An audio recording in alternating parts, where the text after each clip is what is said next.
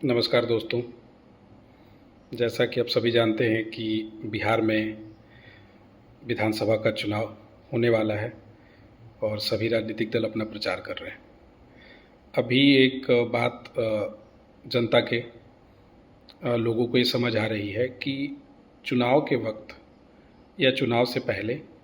या चुनाव के बाद जो ये दल बदल की राजनीति है उससे उसके ऊपर चुनाव आयोग को थोड़ा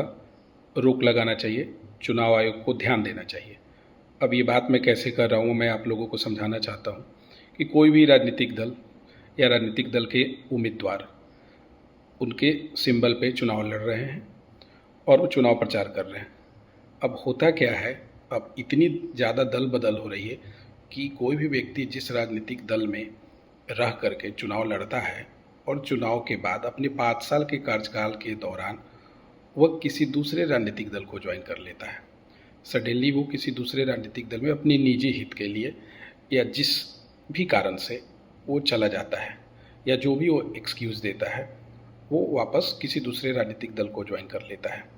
अब बात ये आती है कि कोई भी एक स्वतंत्र नागरिक जो इस देश में पार्टी लाइन के आधार पे, सिंबल के बेसिस पे या उस व्यक्ति के व्यक्तित्व के बेसिस पे, उसकी अच्छाई बुराई के आधार पर या उसके 5 साल के या उसके भविष्य के या आगे के पीछे के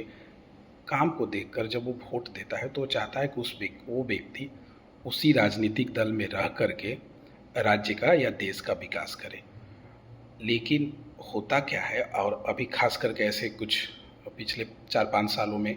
खास करके 2020 के बाद से ऐसा देखने को मिल रहा है कि आप चुनते हैं जिस किसी व्यक्ति को, जिस किसी उम्मीदवार को, वो अचानक से उठ करके अगले दिन किसी दूसरे राजनीतिक दल में चला जाता है। इससे एक आम मतदाता, एक आम वोटर्स जो है, एक कॉमन वोटर जो है, वो अपने आप को ठगा हुआ महसूस करता है।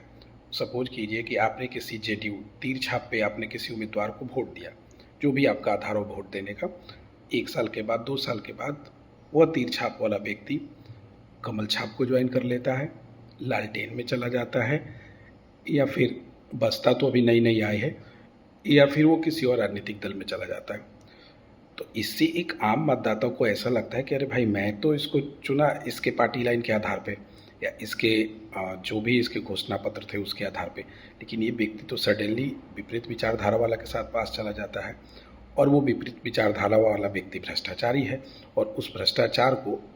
हटाने के लिए ही हमने इसको चुना था और ये आदमी भी उसी में चला गया। तो ऐसे में एक आम व्यक्ति को लगता है कि कोई गजब हाल है,